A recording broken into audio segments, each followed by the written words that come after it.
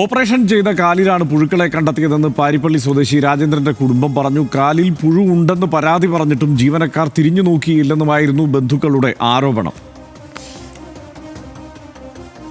രാത്രി 11:30 മണിക്കാണ് ഇത് ഓപ്പറേഷൻ ചെയ്ത് കമ്പി ഇടണമെന്ന് പറഞ്ഞിട്ട് ഓപ്പറേഷൻ തിയേറ്ററിൽ കയറ്റിയത്. എന്നിട്ട് പിറ്റേന്ന് രാവിലെ അവിടെ ഐസിയുലേക്ക് മാറ്റി അവിടെ കിടക്കുമായിരുന്നു. അപ്പം എൻ്റെ മോനാണ് കൂടെ നിൽക്കുന്നത്. അപ്പം മോൻ നോക്കിയപ്പോഴത്തേക്ക് അച്ഛൻ്റെ കാലിൻ്റെ അവിടെ ബെഡിൽ പുഴുവിനെ കണ്ട്. അങ്ങനെ മോൻ അത് കാലിങ്ങനെ ജസ്റ്റ് ഒന്ന് പൊക്കി നോക്കിയപ്പോൾ അതിൻ്റെ അടിഭാഗത്ത് നിന്ന് ഇങ്ങനെ പുഴു വീണുകൊണ്ടിരിക്കുകയാണ്, വെള്ളപ്പുഴു. അപ്പോൾ തന്നെ മോൻ ഡോക്ടറിൻ്റെ അടുത്ത് നിന്ന് പറഞ്ഞു, ഇത് കണക്ക് അച്ഛൻ്റെ കാലിൽ പുഴു ഉണ്ടെന്ന് പറഞ്ഞ് അത് കുഴപ്പമില്ല, അത് വന്നോളും, ഡ്രസ്സ് ചെയ്യാം, കുഴപ്പമില്ല, ഇരിക്കട്ടെ എന്ന് പറഞ്ഞു. അത് കഴിഞ്ഞ് ഒരു മണിക്കൂർ കഴിഞ്ഞിട്ടും ഇവരാരും വന്ന് നോക്കി അത് എന്താണെന്ന് പോലും ചോദിച്ചില്ല.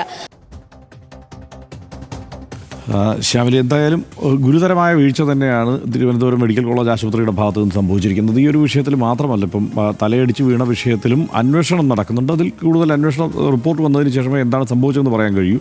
പക്ഷേ ഇക്കാര്യത്തിൽ വീഴ്ച സംഭവിച്ചു എന്നുള്ളത് ആശുപത്രി അധികൃതർ സ്ഥിരീകരിക്കുന്നു. സൂപ്രണ്ടിൻ്റെ റിപ്പോർട്ടും ആ മട്ടിൽ തന്നെയാണ്. ഇത് ഇപ്പോൾ പുതിയൊരു സർക്കാർ അധികാരത്തിൽ വന്നു. പെട്ടെന്നിപ്പോൾ 2 ആഴ്ച കൊണ്ട് ആ പ്രശ്നങ്ങൾ, ഇതുവരെ ഉണ്ടായിരുന്ന പ്രശ്നങ്ങളെല്ലാം മാറ്റും എന്നൊന്നും നമുക്ക് പറയാൻ കഴിയില്ല.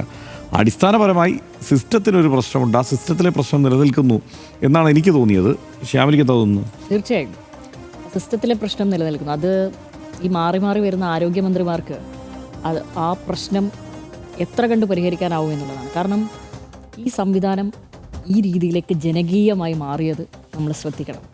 അത് പഴയ പോലെയുള്ള സർക്കാർ ആശുപത്രികളല്ല ഇപ്പോഴുള്ളത്. അതായത് ഇവിടെ ഇത്തരത്തിലുള്ള വലിയ ശസ്ത്രക്രിയകൾക്ക് പോലും ആളുകൾ ഇപ്പോൾ ആരോഗ്യ രംഗത്ത് ഇതുപോലെ ഈ ജനറൽ ആശുപത്രികളെയും ഗവൺമെൻറ് ആശുപത്രികളെയൊക്കെ സമീപിക്കുന്നുണ്ടെങ്കിൽ തീർച്ചയായും ആ സംവിധാനത്തിന് വലിയ മാറ്റങ്ങൾ, ഒരു ജനകീയ മുഖം കൈവന്നിട്ടുണ്ടെന്ന്.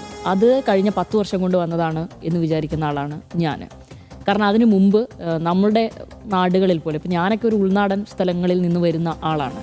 അപ്പോൾ ആ ഘട്ടങ്ങളിൽ നമ്മളൊക്കെ ഒരു സ്വകാര്യ ആശുപത്രിയെ സമീപിക്കുകയല്ലാതെ അവിടെയൊക്കെയുള്ള ഇതുപോലുള്ള സർക്കാർ ആശുപത്രിയിൽ മൂക്ക് പൊത്താതെ അങ്ങോട്ട് പോകാൻ പോലും പറ്റൂലായിരുന്നു. കാരണം അതുമാത്രമല്ല, പിന്നെ മരുന്നുകളില്ല. അതായത് നമ്മൾ ഏത് ചികിത്സയ്ക്കാണോ പോകുന്നത് ആ സ്ഥലത്ത് മരുന്നുകൾ ഉണ്ടാവില്ല.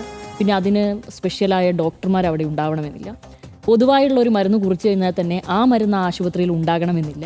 പലപ്പോഴും പുറത്തു നിന്നായിരുന്നു വാങ്ങിക്കേണ്ടി വന്നിരുന്നത്. പിന്നെ അത് മാത്രമല്ല, എന്തെങ്കിലും തരത്തിലൊരു അഡ്മിറ്റ് കേസോ മറ്റോ വന്നിരുന്നെങ്കിൽ ആശുപത്രിയിൽ ഒരു ഘട്ടത്തിൽ നമുക്ക് സർവൈവ് ചെയ്യാൻ പറ്റില്ല, പ്രത്യേകിച്ച് പ്രായക്കുറവുള്ള കുഞ്ഞുങ്ങളെയൊക്കെ കൊണ്ടുപോയി കഴിഞ്ഞാൽ.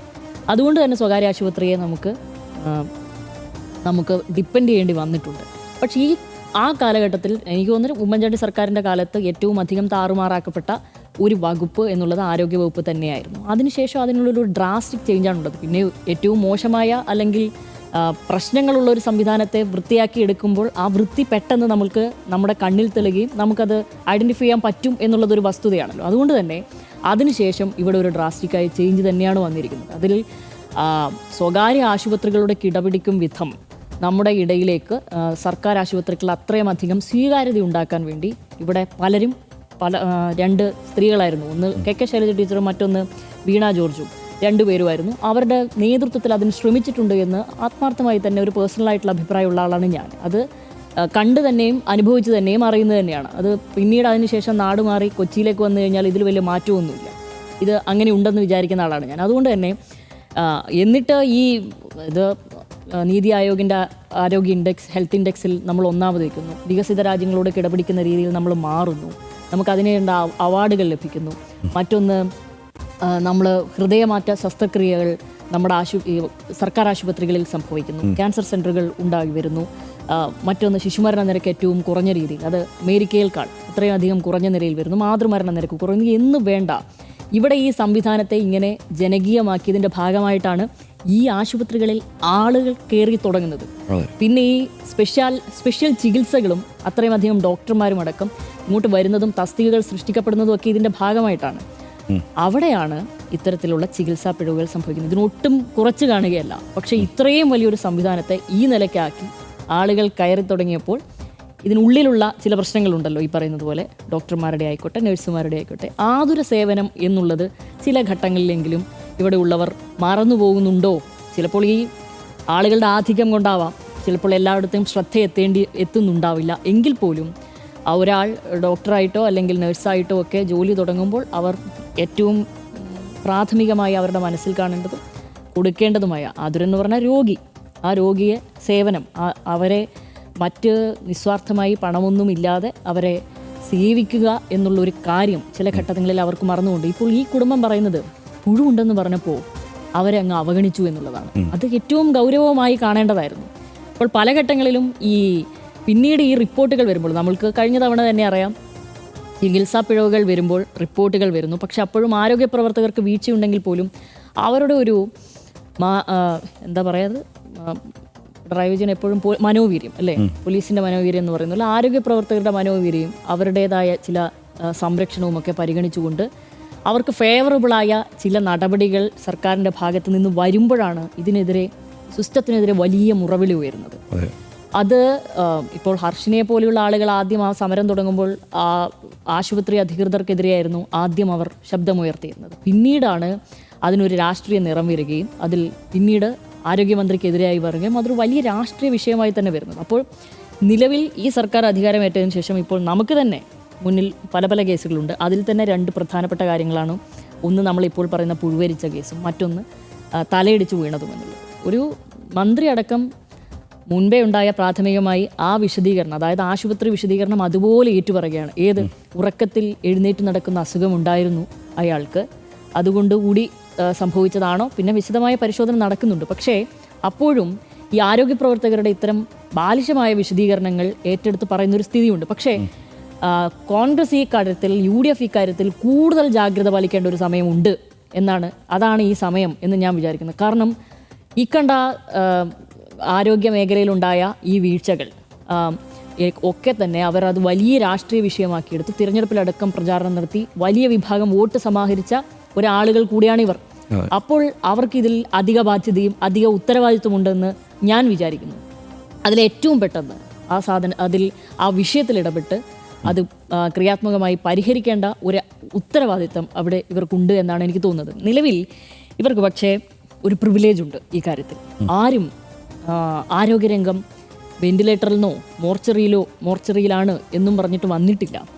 കാരണം ഇങ്ങനെ ഒരു സംവിധാനത്തിലെത്തിയാൽ, ഇപ്പോൾ ഇന്നലെ നികുതി ഭാരത്തിൻ്റെ ഭാഗമായി ഇവിടെ സംസ്ഥാന സർക്കാരൊക്കെ നികുതി കുറയ്ക്കണം എന്നൊക്കെ നേരത്തെ പറഞ്ഞ മുഖ്യമന്ത്രി പിന്നീട് നിലപാട് മാറ്റുന്ന കാര്യമുണ്ടായിരുന്നല്ലോ. ഇല്ല, നികുതി കുറയ്ക്കുക എന്നുള്ള മണ്ടത്തരം ഞങ്ങൾ ചെയ്യില്ല. അതായത് ഈ ഒരു സംവിധാനത്തിലെത്തുമ്പോഴാണ് ഇതിൻ്റെ പ്രശ്നങ്ങൾ മനസ്സിലാവുന്നത്. ഇവർക്കും അതേ പരിമിതി ഇവിടെയുള്ള ഗവൺമെൻറ്റിനും ഉണ്ടാവും. പക്ഷേ ആളുകൾക്ക് ഇത് കേൾക്കേണ്ട കാര്യമില്ല നിലവിൽ. കാരണം ഇതും കൂടെ മുന്നോട്ട് വെച്ചുകൊണ്ടാണല്ലോ ഇവർ അധികാരത്തിലിരുന്നത്. അപ്പോൾ ആളുകൾക്ക് ഹൈ എക്സ്പെക്റ്റേഷനാണ്. അത് മീറ്റ് ചെയ്യാൻ ഇവരടക്കം ബാധ്യസ്ഥരാണ്. അപ്പോൾ അതിൽ കൃത്യമായ ഒരു നടപടിയും നിലപാടും ഈ ഘട്ടത്തിൽ കൈക്കൊള്ളുന്നുണ്ട്. അത് വേറെ ആരുടെങ്കിലും ശബ്ദമായി എന്നാലൊരു റിപ്പോർട്ടിൻ്റെ ഭാഗമായി അതിൻ്റെ ശബ്ദമാകാം എന്നതിനപ്പുറത്തേക്ക് ഇതിന് ഉടച്ചു വാർക്കണം എന്ന് തന്നെയാണ് എനിക്ക് തോന്നുന്നത്.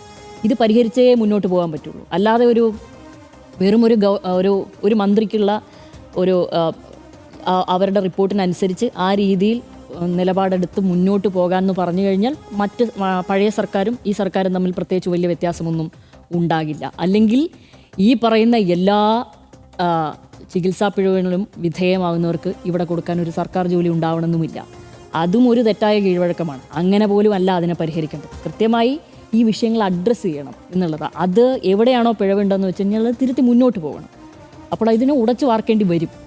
ആ രീതികൾക്ക് വേണം ഈ കാര്യങ്ങൾ അപ്രോച്ച് ചെയ്യേണ്ടതുണ്ട് എന്നുള്ളതാണ് തോന്നുന്നത്. ഈ വാർത്തയിലും ഈ സംഭവങ്ങളിൽ ഇടപെടുമ്പോൾ മന്ത്രിയുടെ മനസ്സിലും ഇക്കാര്യം ഉണ്ടാകുമെന്നാണ് തോന്നുന്നത്. അവർക്കിതിലൊരു അധിക ബാധ്യതയും അധിക എഫേർട്ട് ഇടേണ്ട കാര്യം കൂടി ഉണ്ട് എന്നാണ് ഞാൻ വിചാരിക്കുന്നത്. തീർച്ചയായും ഇതിനകത്ത് എനിക്ക് തോന്നുന്ന ഒരു കാര്യം എന്താണെന്ന് വെച്ച് കഴിഞ്ഞാൽ പണ്ടൊരു തമാശ പറയും. ഇപ്പോൾ ഈ മനോരമ പത്രത്തിൽ, മനോരമയിൽ പണ്ട് അച്ചാണല്ലോ, ഈ അച്ച് വെച്ചിട്ടാണ് കാര്യങ്ങൾ ഈ പ്രിൻ്റ് ചെയ്യുക. അപ്പോൾ ആ അച്ചിൽ CITU എന്നെഴുതണമെങ്കിൽ CITU ഗുണ്ടകൾ എന്ന് ഒറ്റ അച്ചാണ് അത്ര. അതങ്ങനെ അല്ലാതെ തരംതിരിച്ച് കിട്ടാൻ വലിയ പ്രയാസമാണ് എന്നുള്ളത് പറയും. ദേശാഭിമാനിയെക്കുറിച്ചും അങ്ങനെ തന്നെ ഒരു ആരോപണമുണ്ട്. RSS എന്ന് എഴുതുമ്പോൾ RSS ഗുണ്ടകൾ എന്നൊരു അച്ചേ ഉള്ളൂ, അല്ലാതെ RSS ഗുണ്ടകൾ വേറെ അച്ചില്ല, രണ്ടും ഒരൊറ്റ അച്ചാണ് എന്ന് പറയും. ആ മട്ടിലാണ് കഴിഞ്ഞ കുറേ കാലമായി മാധ്യമങ്ങളിൽ ഈ ആരോഗ്യരംഗവുമായി ബന്ധപ്പെട്ട് വരുന്ന വാർത്തകൾ കൈകാര്യം ചെയ്യുന്നത് നമ്മൾ കണ്ടിട്ടുള്ളത്. ഇപ്പോൾ ഈ സിസ്റ്റത്തിൻ്റെ പ്രശ്നം എന്നുള്ളതിനെ ട്രോൾ ചെയ്യാനുള്ള ഒന്നല്ല എന്നുള്ളൊരു തോന്നലിലേക്ക് ശ്രദ്ധയിലേക്ക് കഴിഞ്ഞ 2 ആഴ്ചയ്ക്കുള്ളിൽ മാധ്യമങ്ങൾ ഇത്തരം വാർത്തകളിൽ എത്തിച്ചേർന്നിട്ടുണ്ട് എന്നുള്ളത് വളരെ പോസിറ്റീവായിട്ടുള്ള ഒരു മാറ്റമായിട്ടാണ് ഞാൻ കാണുന്നത്. മാത്രമല്ല ഈ ആക്ച്വലി ഈ പറഞ്ഞ മെഡിക്കൽ നെഗ്ലിജൻസ് അതല്ലെങ്കിൽ ചികിത്സാ പിഴവ് എന്നൊക്കെയുള്ള വാക്കുകൾ ആ അർത്ഥത്തിൽ തന്നെ പ്രയോഗിക്കാൻ തക്കവണ്ണമുള്ള പക്വതയിലേക്ക് മാധ്യമങ്ങൾ തിരിച്ചെത്തിയിരിക്കുന്നു എന്നുള്ളത് വളരെ ആശ്വാസദായകമായ ഒരു കാര്യമാണ്. അതിനകത്ത് കാരണം എന്താണെന്ന് വെച്ച് കഴിഞ്ഞാൽ നമ്മൾ മാതൃകാപരമായ ഒരു ചികിത്സാ രീതിയും സംവിധാനങ്ങളും ഒക്കെ നിലനിൽക്കുന്ന ഒരു സംസ്ഥാനമെന്ന് മാത്രമല്ല, മൊത്തത്തിൽ ഞാനിപ്പോൾ സൗത്ത് ഇന്ത്യയിലെ മുഴുവൻ കണക്കുകളൊന്നും മൊത്തത്തിൽ പരിശോധിച്ച് നോക്കുമ്പോൾ 92.64% പരാതികളും സ്വകാര്യ ആശുപത്രികൾക്കെതിരെയാണ്.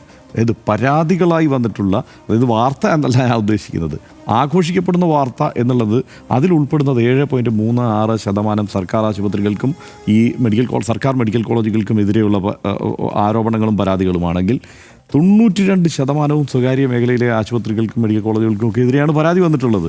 ദക്ഷിണേന്ത്യയിലെ പൊതുസ്ഥിതിയാണ്. അതിനകത്ത് പ്രത്യേകിച്ച് പ്രത്യേകിച്ച് മാറി നിൽക്കേണ്ട കാര്യമില്ല, കേരളത്തിലും അങ്ങനെയൊക്കെ തന്നെയാണെന്ന് നമുക്കറിയാം. പക്ഷേ എല്ലായ്പ്പോഴും വാർത്തകളിൽ നിറയുക സർക്കാർ ആശുപത്രികൾക്കെതിരെയുള്ള ആരോപണങ്ങളായിരിക്കും, അതല്ലെങ്കിൽ ഇത്തരം വിഷയങ്ങളായിരിക്കും. കാരണം അതിനെ വളരെ പെട്ടെന്ന് രാഷ്ട്രീയമായ ഒരു തലത്തിലേക്ക് കൊണ്ടുപോയി പ്ലേസ് ചെയ്യാൻ പറ്റും. അത് ആരോഗ്യമന്ത്രിയുടെ വീഴ്ചയാണ് എന്ന് വേണമെങ്കിൽ പറയാൻ പറ്റും. ഇപ്പോൾ മുരളീധരനെ ഏതെങ്കിലും തരത്തിൽ ഇപ്പോൾ കുറ്റപ്പെടുത്താൻ പറ്റുമോ?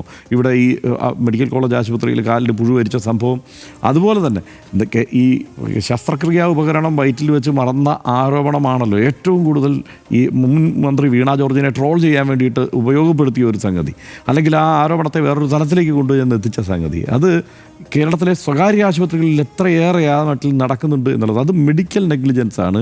ആ മെഡിക്കൽ നെഗ്ലിജൻസ് ആയിട്ടാണ് കാണേണ്ടത്. രാഷ്ട്രീയ നേതൃത്വത്തിൻ്റെയോ ഭരണ നേതൃത്വത്തിൻ്റെയോ നിർദ്ദേശപ്രകാരമല്ല ഈ പറയുന്ന കത്രിക വയറ്റിനകത്തിരുന്നതും ഈ അവിടെ കൊല്ലത്തെ ആ രോഗിക്ക് കാലിന് പരിക്കേറ്റ രോഗിയുടെ കാലിൽ ഈച്ച മുട്ടയിടുന്ന തരത്തിലേക്ക് അവിടെ ഒരു നെഗ്ലിജൻസ് ഉണ്ടായതും അത് രണ്ടിൻ്റെയും നേർ ഉത്തരവാദി എന്ന് പറയുന്നത് ഈ മന്ത്രിയല്ല എന്നുള്ള കാര്യത്തിൽ സംശയമൊന്നുമില്ല. അവർക്ക് അതിനകത്ത് മറുപടി പറയേണ്ടി വരും, അന്വേഷണം പ്രഖ്യാപിക്കേണ്ടി വരും, മറുപടി ഉണ്ടായില്ലെങ്കിൽ കർശനമായ നടപടി സ്വീകരിക്കേണ്ടി വരും. അതൊക്കെ ചെയ്യുന്നുണ്ടോ എന്നുള്ളത് നോക്കൽ തന്നെയാണ്. അതൊക്കെ കർശനമായി ചെയ്യുന്നത് കൊണ്ടാണ് കേരളത്തിലെ, പ്രത്യേകിച്ച് ദക്ഷിണേന്ത്യയിൽ, പ്രത്യേകിച്ച് കേരളത്തിലെ ആരോഗ്യരംഗം ഇത്രമേൽ മെച്ചപ്പെട്ടിരിക്കുന്നത്. അതുകൊണ്ടാണ് സ്വകാര്യ മേഖലയ്ക്കെതിരെ ഇത്രയും പരാതി ഉള്ളപ്പോഴും ഈ സർക്കാർ മേഖലയിലെ ആശുപത്രികൾക്കെതിരെ ഇത്ര കുറവ് പരാതികൾ വരുന്നത്. അപ്പോൾ ശരിയാണ്, സാധാരണക്കാർ ഏറ്റവും കൂടുതൽ വരുന്ന ആശുപത്രിയാണ്, അവിടെ ഒരു പിഴവും ഉണ്ടാകും നോക്കണം. സത്യത്തിൽ നമ്മുടെ സർക്കാർ ആശുപത്രി സംവിധാനങ്ങളെക്കുറിച്ച് ഏത് സർക്കാരായാലും അത് അങ്ങനെ പറയാൻ കാരണം വേറൊന്നുമല്ല, ഇപ്പം അതിൻ്റെ തുടർച്ചയിലേക്ക് കടക്കുകയാണല്ലോ. അതുകൊണ്ടാണ് ഞാൻ പറയുന്നത്, അത് ആരുടെ കാലത്തായാലും ഇവിടുത്തെ സംവിധാനങ്ങളെക്കുറിച്ച് നമ്മൾ അഭിമാനബോധത്തോടെയും ആത്മവിശ്വാസത്തോടെയും തന്നെയുള്ള ഒരു ചിത്രമാണ് ആളുകൾക്ക് കൊടുക്കേണ്ടത്. അക്കാര്യത്തിൽ സംശയമൊന്നുമില്ല. കാരണം എന്താ, ഇവിടെ സ്വകാര്യ ആശുപത്രികൾ ഇത്രയധികമുണ്ട്. ആരോഗ്യ സംരക്ഷണത്തെക്കുറിച്ച് വല്ലാതെ ആശങ്കാകുലരാകുന്ന ഒരു ജനതയൊക്കെ തന്നെയാണ് കേരളം. അതുകൊണ്ടാണ് സ്വകാര്യ ആശുപത്രികളിലും എല്ലാ ആശുപത്രികളിലും തന്നെ, അല്ലെങ്കിൽ ആശുപത്രികൾ ലാഭത്തിൽ പ്രവർത്തിക്കുന്നത് സ്വകാര്യ ആശുപത്രികൾ. അതറിഞ്ഞിട്ടാണ് അമേരിക്കയിൽ നിന്നൊക്കെയുള്ള വലിയ ഇൻവെസ്റ്റേഴ്സ് ഇവിടേക്ക് കേരളത്തിലെ ആശുപത്രികളിൽ ഇൻവെസ്റ്റ് ചെയ്യാൻ വരുന്നത്. കേരളത്തിൽ മാത്രമല്ല, ഇന്ത്യയിലെമ്പാടുമുള്ള സ്വകാര്യ ആശുപത്രികളിൽ അവർ ഇൻവെസ്റ്റ് ചെയ്യുന്നുണ്ട്, പ്രത്യേകിച്ച് കേരളത്തിൽ അത് ഇൻവെസ്റ്റ് ചെയ്യുന്നുണ്ട്. അപ്പോൾ ആ തരത്തിലേക്ക് അതൊക്കെ മാറുന്നത് ആളുകൾക്ക് ആരോഗ്യ മേഖലയിൽ ശ്രദ്ധയുള്ളതുകൊണ്ടാണ്. എന്നാൽ സർക്കാർ ആശുപത്രികളിലേക്ക് പോകുന്നത് ആ ഒരു ശ്രദ്ധ മാത്രം കൊണ്ടല്ല, അത്യാവശ്യക്കാർ കൂടിയാണ് സർക്കാർ ആശുപത്രികളിലേക്ക് ഓടി ചെല്ലുന്നത്. സാധാരണക്കാരായ അത്യാവശ്യക്കാരാണ്, സ്വകാര്യ ആശുപത്രിയിൽ മുടക്കാൻ കാശില്ലാത്തവരുമാണ്, എല്ലാവരുമാണ് അവിടേക്ക് ഓടി ചെല്ലുന്നത്. ആ അനുപാതം കൂടി അതായത് കുറച്ച് രോഗികൾ ചെല്ലുന്ന സ്വകാര്യ ആശുപത്രികൾക്കെതിരെയാണ് കൂടുതൽ പരാതി. കൂടുതൽ രോഗികൾ ചെല്ലുന്ന സർക്കാർ ആശുപത്രികൾക്കെതിരെ അത്രയും പരാതി ഇല്ല എന്നുള്ളത് കൂടി നമ്മൾ മനസ്സിലാക്കണം. എന്നിട്ട് വേണം ഇതിനെ നന്നാക്കാൻ വേണ്ടിയിട്ടുള്ള നിരന്തരമായ ട്രോളുണ്ടാക്കലൊക്കെ മാധ്യമങ്ങൾ ചെയ്യാനെന്നുള്ളതാണ് ഈ സമയത്ത് നമുക്ക് പറയാനുള്ളത്. കാരണം ഒരു സർക്കാർ ആശുപത്രികളിൽ അതായത് 400 രോഗികളെ വരെ അറ്റൻഡ് ചെയ്യുന്ന ഡോക്ടർമാരുണ്ടെന്നാണ് പറയുന്നത്. അതായത് 400 രോഗികൾ, ഇതൊക്കെ എന്താണെന്ന് എങ്ങനെ ഓർത്തിരിക്കും ഒരാൾ എന്നുള്ള കാര്യത്തിലാണ് നമുക്ക് സംശയം. നമ്മൾ സർക്കാർ ആശുപത്രികളിൽ ഈ കാഷ്വാലിറ്റിയിലൊക്കെ നമ്മൾ പോയി കുറേ നേരം വെറുതെ നിന്ന് കഴിഞ്ഞാൽ എന്താണ് അവിടെ സംഭവിച്ചുകൊണ്ടിരിക്കുന്നത്, എങ്ങനെ അവിടെയുള്ള ഈ ജീവനക്കാരും രോഗികളുടെ ബന്ധുക്കളും തമ്മിൽ ഇത്രയും സംഘർഷം ഇല്ലാതെ പോകുന്നതെന്ന് നമ്മൾ അത്ഭുതപ്പെടും. കാരണം നമുക്ക് അവിടെ ചിന്തിക്കാൻ കഴിയില്ല. അവിടെ അത്രയധികം രോഗികൾ എത്തിച്ചേരുന്നു, അവരെ കൈകാര്യം ചെയ്യുന്നു, എന്നിട്ടും ഈ ഒരു നിലവാരം നിലനിർത്തി പോകാൻ നമ്മുടെ ആരോഗ്യ സംവിധാനങ്ങൾക്ക് കഴിയുന്നു എന്നുള്ളത് ഒരു ചെറിയ കാര്യമല്ല. അതേസമയം സ്വകാര്യ ആശുപത്രികളിൽ ഇത്രയും ആളുകൾ ചെല്ലുന്നില്ല. ഇപ്പോൾ ശരാശരി ഒരു 30 രോഗികൾ 40 രോഗികൾ വരെയൊക്കെയാണ് ഒരു ഡോക്ടർക്ക് അറ്റൻഡ് ചെയ്യേണ്ടി വരിക. പരമാവധി നല്ല കച്ചവടം നടക്കുന്ന സ്ഥലത്ത് അതല്ലാതെ അറ്റൻഡ് ചെയ്യേണ്ടി വരുന്നില്ല അപ്പുറത്ത് എന്നുള്ളത് ഓർക്കണം. എന്നിട്ടും അവിടെ പരാതി കൂടുതലും ഇവിടെ പരാതി കുറവുമാണ് എന്നുള്ള യാഥാർത്ഥ്യത്തിൽ നിന്നുകൊണ്ട് വേണം നമ്മൾ ഈ കാര്യങ്ങളെ കാണാൻ. തീർച്ചയായും സിസ്റ്റത്തിലെ പിഴവുകളെ എല്ലാവരും ഇടപെട്ട് തിരുത്തണം. മാധ്യമങ്ങൾ ഇടപെട്ട് തിരുത്തണം. സർക്കാരിന് അക്കാര്യത്തിൽ ജാഗ്രത വേണം. ഈ സിസ്റ്റത്തിന് തന്നെ ആ കാര്യത്തിൽ, അല്ലെങ്കിൽ ആരോഗ്യരംഗത്തിന് തന്നെ ആ കാര്യത്തിൽ ഒരു ജാഗ്രത വേണം. യാഥാർത്ഥ്യബോധത്തോടെ കാര്യങ്ങളെ ആളുകൾ കാണുകയും വേണം. ആ കാര്യത്തിൽ ആ മട്ടിൽ കാര്യങ്ങൾ നീങ്ങി തുടങ്ങിയിരിക്കുന്നു എന്നുള്ളത് ശുഭോദർക്കമാണ് എന്ന് പറഞ്ഞ് തൽക്കാലം നമുക്ക് അവസാനിപ്പിക്കാം. കേരള രാഷ്ട്രീയത്തിൽ എപ്പോഴും ഏറ്റവും കൂടുതൽ ചർച്ച ചെയ്യപ്പെടുന്നതും അതേസമയം ഭരിക്കുന്ന സർക്കാരുകൾക്ക് ഏറ്റവും വലിയ തലവേദനയായി മാറുന്നതുമായ ഒരു വകുപ്പാണ് ആരോഗ്യവകുപ്പ്. ജനങ്ങളുമായി നേരിട്ട് നിരന്തരം സമ്പർക്കമുള്ള വകുപ്പായതുകൊണ്ട് തന്നെ ഇവിടെ ഉണ്ടാകുന്ന ചെറിയൊരു പാളിച്ച പോലും വലിയ ജനരോഷത്തിനും രാഷ്ട്രീയ വിവാദങ്ങൾക്കും വഴിതെളിക്കാറുണ്ട്. ആരോഗ്യരംഗം വെന്റിലേറ്ററിലാണെന്ന് പ്രചാരണം നടത്തി അധികാരത്തിൽ വന്ന ഒരു സാഹചര്യം UDF സർക്കാരിനുണ്ട് എന്നുള്ളത് നമുക്ക് മുന്നിലുള്ള ഒരു യാഥാർത്ഥ്യം കൂടിയാണ്. അതിന് വല്ലാത്ത പിന്തുണ മാധ്യമങ്ങളുടെ ഭാഗത്ത് നിന്ന് ആ മട്ടിൽ തന്നെ കിട്ടിയിട്ടുമുണ്ട്. ആരോഗ്യരംഗം വെന്റിലേറ്ററിൽ എന്നുള്ളതായിരുന്നു. ഏത് ആരോഗ്യ മേഖലയാണ് എന്നുള്ള കാര്യത്തിൽ തരംതിരിച്ച് പറഞ്ഞിരുന്നില്ല എന്നുള്ളത് നമ്മൾ ഓർക്കണം. സ്വകാര്യ മേഖലയാണോ അതല്ല സർക്കാർ രംഗത്തിലാണോ ഈ പ്രശ്നം നിലനിൽക്കുന്നതെന്ന് തരംതിരിച്ച് പറയാൻ വലിയ കാര്യമായി അധ്വാനിച്ചിട്ടുമില്ല. ഇപ്പോൾ വെന്റിലേറ്ററിൽ നിന്ന് മോർച്ചറിയിലെത്തി എന്നുള്ള വിമർശനം പ്രതിപക്ഷത്ത് നിന്ന് ഉയരുന്നതും നമ്മൾ ശ്രദ്ധിക്കണം. അതും ആ മട്ടിൽ തന്നെ നമ്മൾ വിലയിരുത്തി പോകേണ്ടതില്ല എന്ന് തന്നെയാണ് എനിക്ക് തോന്നുന്നത്. അടുത്തിടെയായി സർക്കാർ ആശുപത്രികളിൽ നിന്നുണ്ടാകുന്ന ചികിത്സാ പിഴവുകളും ആരോഗ്യവകുപ്പിൻ്റെ വിശ്വാസ്യത തകർക്കുന്ന തരത്തിലേക്ക് മാറിയിട്ടുണ്ട് എന്നുള്ള വ്യാഖ്യാനങ്ങളും എല്ലാം നിലനിൽക്കുന്ന സാഹചര്യത്തിൽ കൂടുതൽ ജാഗ്രതയോടെ രാജ്യത്തിന് തന്നെ മാതൃകയായ ഒരു പൊതുജനാരോഗ്യ മേഖലയാണ് കേരളത്തിനുള്ളത് എന്നുള്ള വസ്തുത മനസ്സിലാക്കിക്കൊണ്ട് ഈ പ്രശ്നങ്ങളെ പരിഹരിച്ച് കൂടുതൽ മുന്നോട്ട് പോകാൻ, കുറ്റമറ്റതാക്കി മുന്നോട്ട് പോകാൻ കെ മുരളീധരന് സാധിക്കുമോ എന്ന് നമുക്ക് കാത്തിരുന്ന് കാണാം. ഇടവേളയിലേക്ക്.